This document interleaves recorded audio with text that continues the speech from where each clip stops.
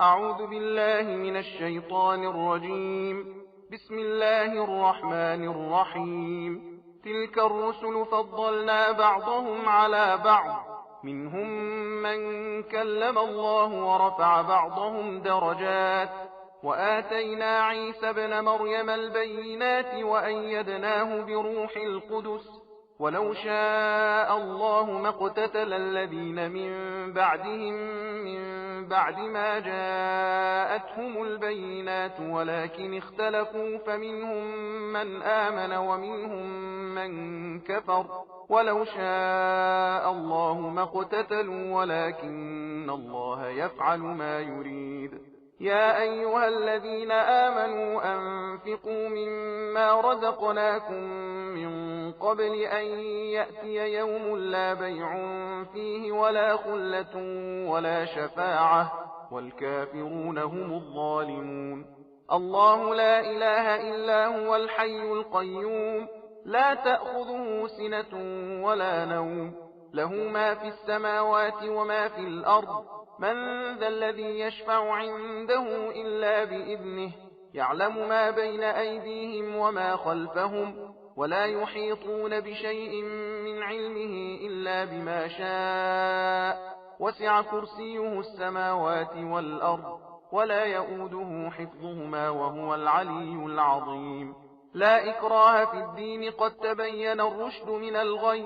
فمن يكفر بالطاغوت ويؤمن بالله فقد استمسك بالعروة الوثقى لا انفصام لها، والله سميع عليم. الله ولي الذين آمنوا يخرجهم من الظلمات إلى النور، والذين كفروا أولياؤهم الطاغوت يخرجونهم من النور إلى الظلمات، أولئك أصحاب النار هم فيها خالدون. ألم تر إلى الذي حاج إبراهيم في ربه أن آتاه الله الملك إذ قال إبراهيم ربي الذي يحيي ويميت قال أنا أحيي وأميت. قال إبراهيم فإن الله يأتي بالشمس من المشرق فأت بها من المغرب فبهت الذي كفر، والله لا يهدي القوم الظالمين. أو كالذي مر على قرية وهي خاوية على عروشها قال أنى يحيي هذه الله بعد موتها، فأماته الله 100 عام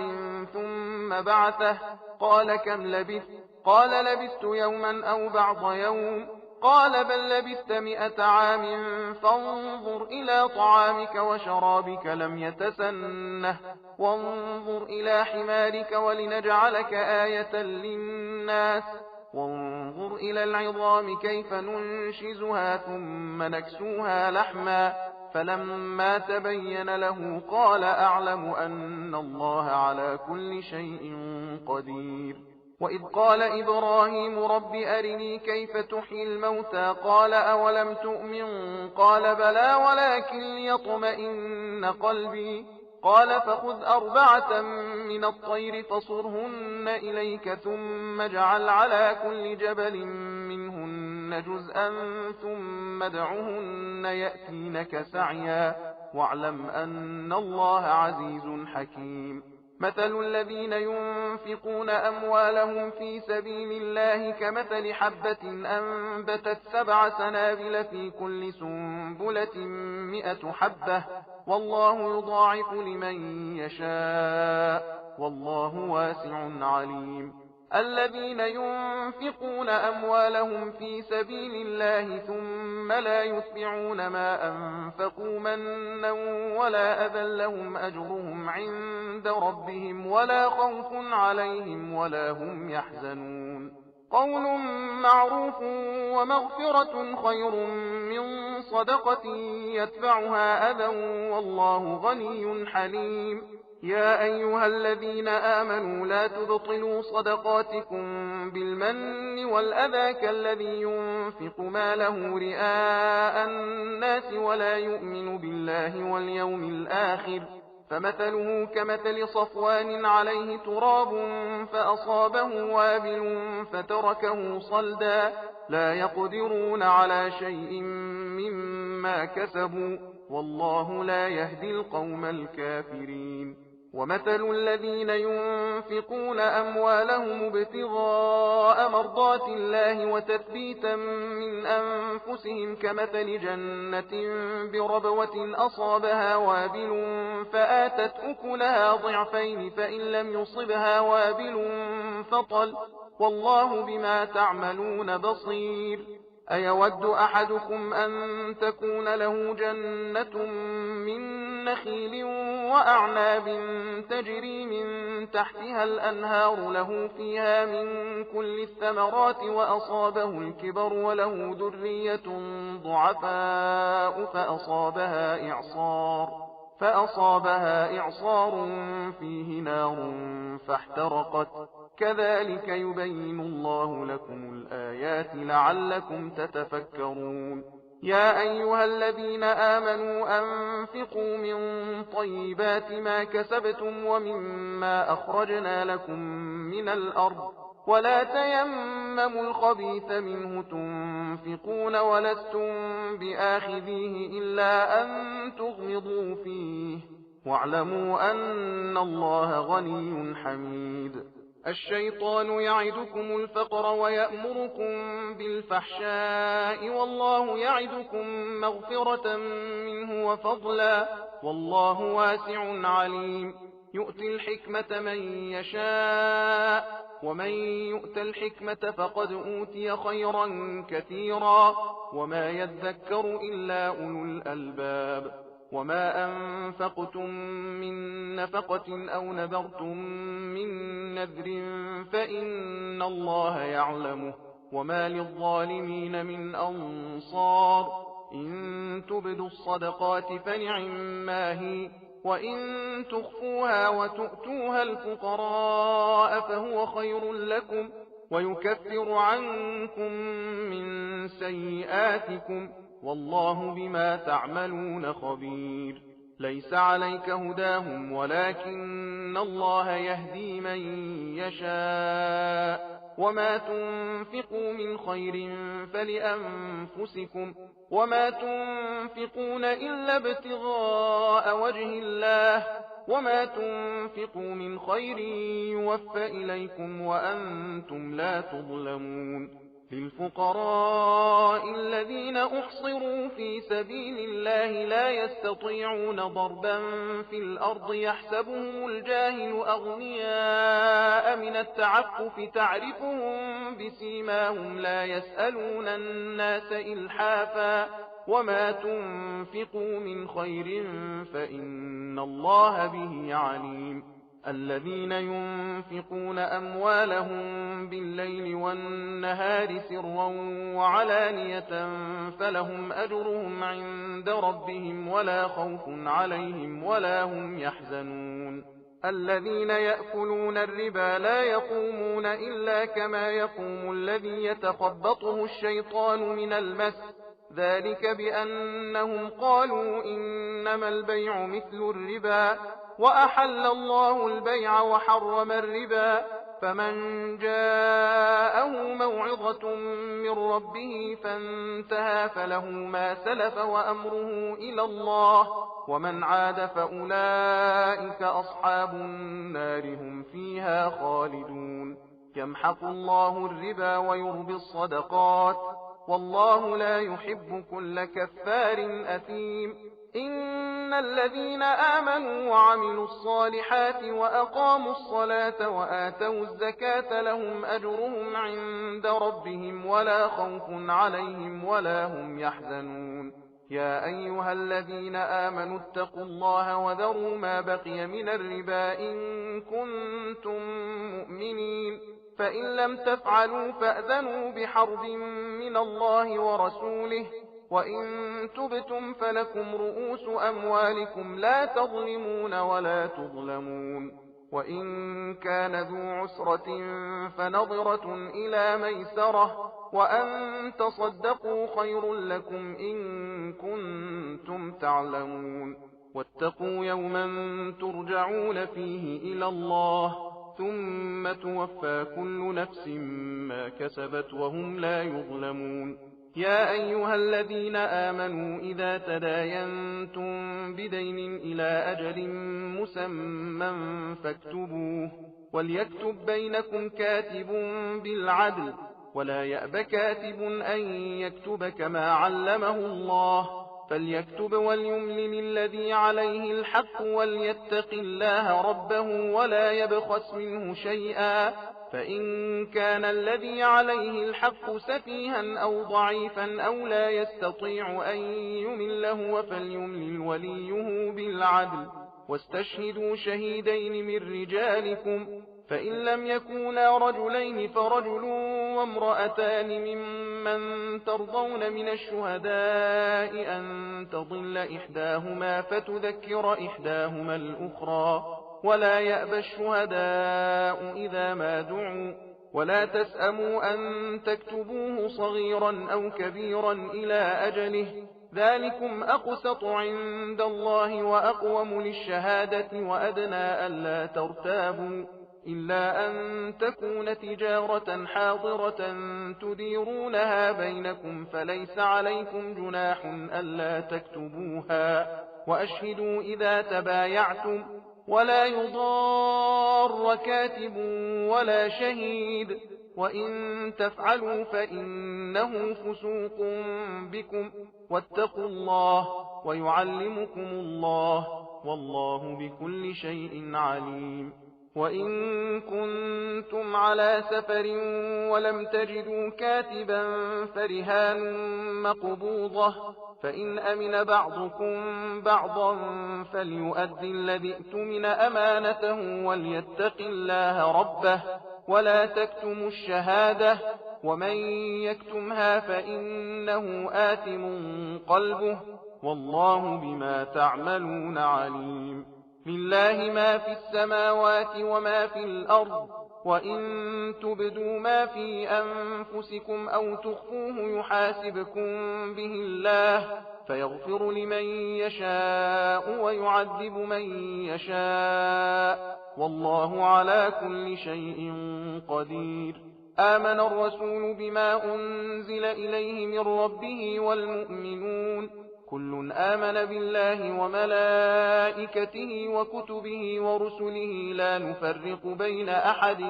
من رسله وقالوا سمعنا وأطعنا غفرانك ربنا وإليك المصير لا يكلف الله نفسا إلا وسعها لها ما كسبت وعليها ما اكتسبت ربنا لا تؤاخذنا إن نسينا أو أخطأنا ربنا ولا تحمل علينا إصرا كما حملته على الذين من قبلنا ربنا ولا تحملنا ما لا طاقة لنا به واعف عنا واغفر لنا وارحمنا أنت مولانا فانصرنا على القوم الكافرين بسم الله الرحمن الرحيم ألف لام ميم الله لا إله إلا هو الحي القيوم نزل عليك الكتاب بالحق مصدقا لما بين يديه وأنزل التوراة والإنجيل من قبل هدى للناس وأنزل الفرقان إن الذين كفروا بآيات الله لهم عذاب شديد والله عزيز ذو انتقام إن الله لا يخفى عليه شيء في الأرض ولا في السماء هو الذي يصوركم في الأرحام كيف يشاء لا إله إلا هو العزيز الحكيم هو الذي أنزل عليك الكتاب منه آيات محكمات هن أم الكتاب وأخر متشابهات فأما الذين في قلوبهم زيغ فيتبعون ما تشابه منه ابتغاء الفتنة وابتغاء تأويله وما يعلم تأويله إلا الله والراسخون في العلم يقولون آمنا به كل من عند ربنا وما يذكر إلا أولو الألباب ربنا لا تزغ قلوبنا بعد إذ هديتنا وهب لنا من لدنك رحمة إنك أنت الوهاب ربنا إنك جامع الناس ليوم لا ريب فيه إن الله لا يخلف الميعاد إن الذين كفروا لن تغني عنهم أموالهم ولا أولادهم من الله شيئا وأولئك هم وقود النار كدأب آل فرعون والذين من قبلهم كذبوا بآياتنا فأخذهم الله بذنوبهم والله شديد العقاب قل للذين كفروا ستغلبون وتحشرون إلى جهنم وبئس المهاد قد كان لكم آية في فئتين التقتا فئة تقاتل في سبيل الله وأخرى كافرة يرونهم مثليهم رأي العين والله يؤيد بنصره من يشاء إن في ذلك لعبرة لأولي الأبصار زين للناس حب الشهوات من النساء والبنين والقناطير المقنطرة من الذهب والفضة والخيل المسومة والأنعام والحرث ذلك متاع الحياة الدنيا والله عنده حسن المآب قل أنبئكم بخير من ذلكم للذين اتقوا عند ربهم جنات تجري من تحتها الأنهار خالدين فيها وأزواج مطهرة ورضوان من الله والله بصير بالعباد الذين يقولون ربنا إننا آمنا فاغفر لنا ذنوبنا وقنا عذاب النار الصابرين والصادقين والقانتين والمنفقين والمستغفرين بالأسحار شهد الله أنه لا إله إلا هو والملائكة وأولو العلم قائما بالقسط لا إله إلا هو العزيز الحكيم إن الدين عند الله الإسلام وما اختلف الذين أوتوا الكتاب إلا من بعد ما جاءهم العلم بغيا بينهم ومن يكفر بآيات الله فإن الله سريع الحساب فإن حاجوك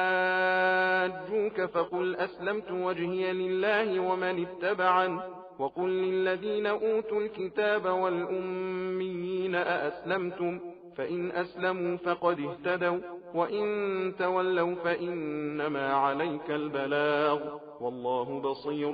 بالعباد إن الذين يكفرون بآيات الله ويقتلون النبيين بغير حق ويقتلون الذين يأمرون بالقسط من الناس فبشرهم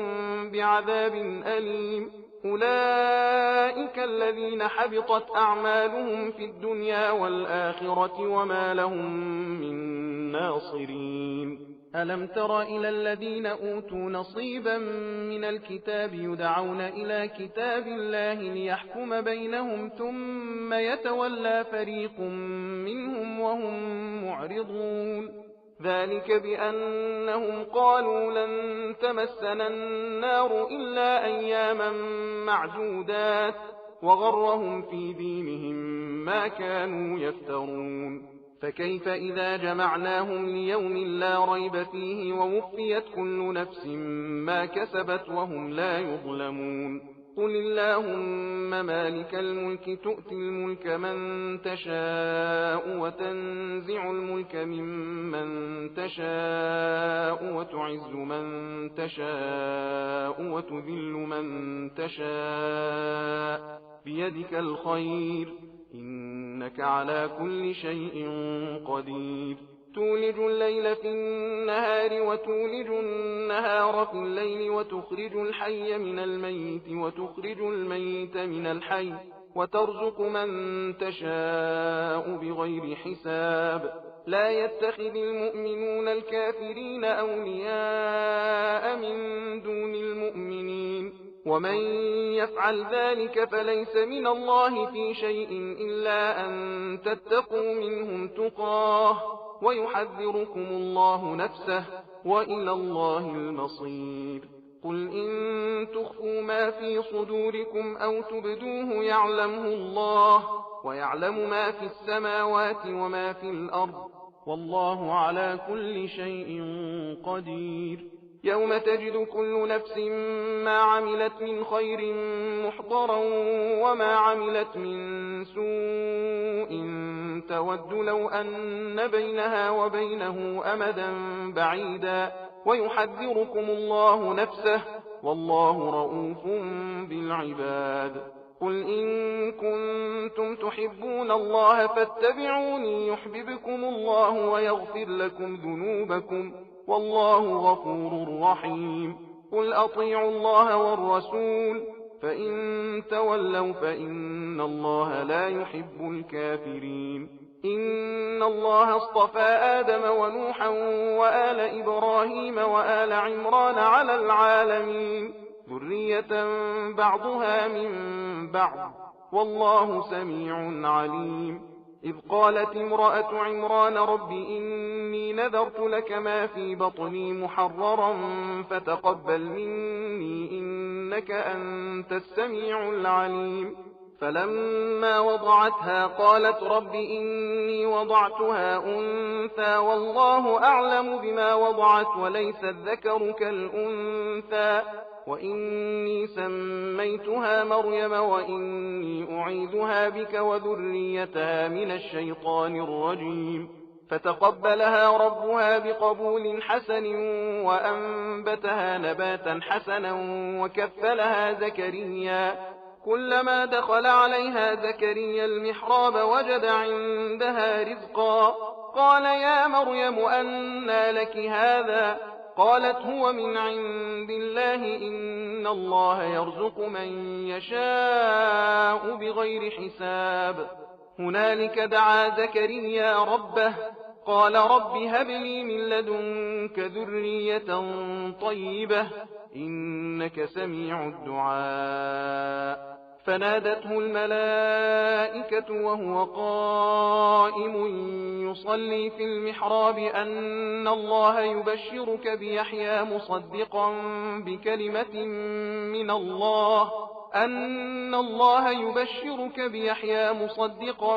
بكلمة من الله وسيدا وحصورا ونبيا من الصالحين. قال رب أنى يكون لي غلام وقد بلغني الكبر وامرأتي عاقر؟ قال كذلك الله يفعل ما يشاء. قال رب اجعل لي آية. قال آيتك ألا تكلم الناس 3 أيام إلا رمزا واذكر ربك كثيرا وسبح بالعشي والإبكار. وإذ قالت الملائكة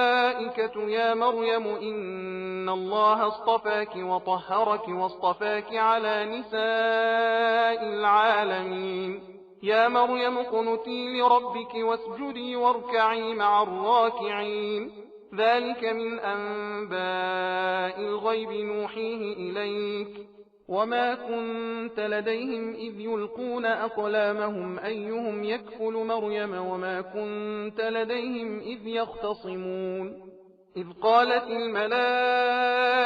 يا مريم إن الله يبشرك بكلمة منه اسمه المسيح عيسى بن مريم وجيها في الدنيا والآخرة ومن المقربين ويكلم الناس في المهد وكهلا ومن الصالحين. قالت رب أنى يكون لي ولد ولم يمسسني بشر؟ قال كذلك الله يخلق ما يشاء إذا قضى أمرا فإنما يقول له كن فيكون. ويعلمه الكتاب والحكمة والتوراة والإنجيل ورسولا إلى بني إسرائيل أني قد جئتكم بآية من ربكم أني أخلق لكم من الطين كهيئة الطير فأنفخ فيه فيكون طيرا بإذن الله وأبرئ الأكمه والأبرص وأحيي الموتى بإذن الله وأنبئكم بما تأكلون وما تدخرون في بيوتكم إن في ذلك لآية لكم إن كنتم مؤمنين ومصدقا لما بين يدي من التوراة ولأحل لكم بعض الذي حرم عليكم وجئتكم بآية من ربكم فاتقوا الله وأطيعون إن الله ربي وربكم فاعبدوه هذا صراط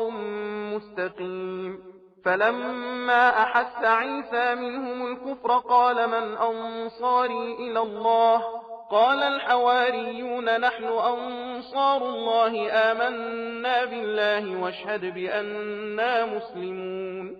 ربنا آمنا بما أنزلت واتبعنا الرسول فاكتبنا مع الشاهدين ومكروا ومكر الله والله خير الماكرين إذ قال الله يا عيسى إني متوفيك ورافعك إلي ومطهرك من الذين كفروا وجاعل الذين اتبعوك فوق الذين كفروا إلى يوم القيامة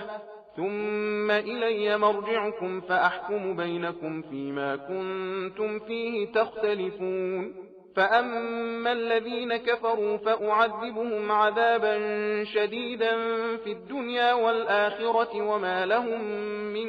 ناصرين وأما الذين آمنوا وعملوا الصالحات فيوفيهم أجورهم والله لا يحب الظالمين ذلك نتلوه عليك من الآيات والذكر الحكيم إن مثل عيسى عند الله كمثل آدم خلقه من تراب ثم قال له كن فيكون الحق من ربك فلا تكن من الممترين فمن حاجك فيه من بعد ما جاءك من العلم فقل تعالوا ندع أبناءنا وأبناءكم ونساءنا ونساءكم وأنفسنا وأنفسكم ثم نبتهل فنجعل لعنة الله على الكاذبين إن هذا لهو القصص الحق وما من إله إلا الله وإن الله لهو العزيز الحكيم فإن تولوا فإن الله عليم بالمفسدين قل يا أهل الكتاب تعالوا إلى كلمة سواء بيننا وبينكم ألا نعبد إلا الله ولا نشرك به شيئا ولا يتخذ بعضنا بعضا أربابا من دون الله فإن تولوا فقولوا اشهدوا بأننا مسلمون يا أهل الكتاب لم تحاجون في إبراهيم وما أنزلت التوراة والإنجيل إلا من بعده أفلا تعقلون ها أنتم هؤلاء حاججتم فيما لكم به علم فلم تحاجون فيما ليس لكم به علم والله يعلم وأنتم لا تعلمون ما كان إبراهيم يهوديا ولا نصرانيا ولكن كان حنيفا مسلما وما كان من المشركين إن أولى الناس بإبراهيم للذين اتبعوه وهذا النبي والذين آمنوا والله ولي المؤمنين ودت طائفة من أهل الكتاب لو يضلونكم وما يضلون إلا أنفسهم وما يشعرون يا أهل الكتاب لم تكفرون بآيات الله وأنتم تشهدون يا أهل الكتاب لم تلبسون الحق بالباطل وتكتمون الحق وأنتم تعلمون وقالت طائفة من أهل الكتاب آمنوا بالذي أنزل على الذين آمنوا وجه النهار واكفروا آخره لعلهم يرجعون ولا تؤمنوا إلا لمن تبع دينكم قل إن الهدى هدى الله أن يؤتى أحد مثل ما أوتيتم أو يحاجوكم عند ربكم قل إن الفضل بيد الله يؤتيه من يشاء والله واسع عليم يختص برحمته من يشاء والله ذو الفضل العظيم ومن أهل الكتاب من إن تأمنه بقنطار يؤديه إليك ومنهم من إن تأمنه بدينار لا يؤديه إليك إلا ما دمت عليه قائما ذلك بأنهم قالوا ليس علينا في الأميين سبيل ويقولون على الله الكذب وهم يعلمون فلا من أوفى بعهده واتقى فإن الله يحب المتقين إن الذين يشترون بعهد الله وأيمانهم ثمنا قليلا أولئك لا خلاق لهم في الآخرة ولا يكلمهم الله ولا ينظر إليهم يوم القيامة ولا يزكيهم ولهم عذاب أليم وإن منهم لفريقا يلوون ألسنتهم بالكتاب لتحسبوه من الكتاب وما هو من الكتاب ويقولون هو من عند الله وما هو من عند الله ويقولون على الله الكذب وهم يعلمون ما كان لبشر أن يؤتيه الله الكتاب والحكم والنبوة ثم يقول للناس كونوا عبادا لي من دون الله ولكن كونوا ربانيين بما كنتم تعلمون الكتاب وبما كنتم تدرسون ولا يأمركم أن تتخذوا الملائكة والنبيين أربابا أيأمركم بالكفر بعد إذ أنتم مسلمون وإذ أخذ الله ميثاق النبيين لما آتيتكم من كتاب وحكمة ثم جاءكم رسول مصدق لما معكم لتؤمنن به ولتنصرنه قال أأقررتم وأخذتم على ذلكم إصري قالوا أقررنا قال فاشهدوا وأنا معكم من الشاهدين فمن تولى بعد ذلك فأولئك هم الفاسقون أفغير دين الله يبغون وله أسلم من في السماوات والأرض طوعا وكرها وإليه يرجعون قل آمنا بالله وما أنزل علينا وما أنزل على إبراهيم وإسماعيل وإسحاق ويعقوب والأسباط وما أوتي موسى وعيسى والنبيون من ربهم لا نفرق بين أحد منهم ونحن له مسلمون ومن يبتغ غير الإسلام دينا فلن يقبل منه وهو في الآخرة من الخاسرين كيف يهدي الله قوما كفروا بعد إيمانهم وشهدوا أن الرسول حق وجاءهم البينات والله لا يهدي القوم الظالمين أولئك جزاؤهم أن عليهم لعنة الله والملائكة والناس أجمعين خالدين فيها لا يخفف عنهم العذاب ولا هم ينظرون إلا الذين تابوا من بعد ذلك وأصلحوا فإن الله غفور رحيم إن الذين كفروا بعد إيمانهم ثم ازدادوا كفرا لن تقبل توبتهم وأولئك هم الضالون إن الذين كفروا وماتوا وهم كفار فلن يقبل من أحدهم ملء الأرض ذهبا ولو افتدى به أولئك لهم عذاب أليم وما لهم من ناصرين لن تنالوا البر حتى تنفقوا مما تحبون وما تنفقوا من شيء فإن الله به عليم صدق الله العلي العظيم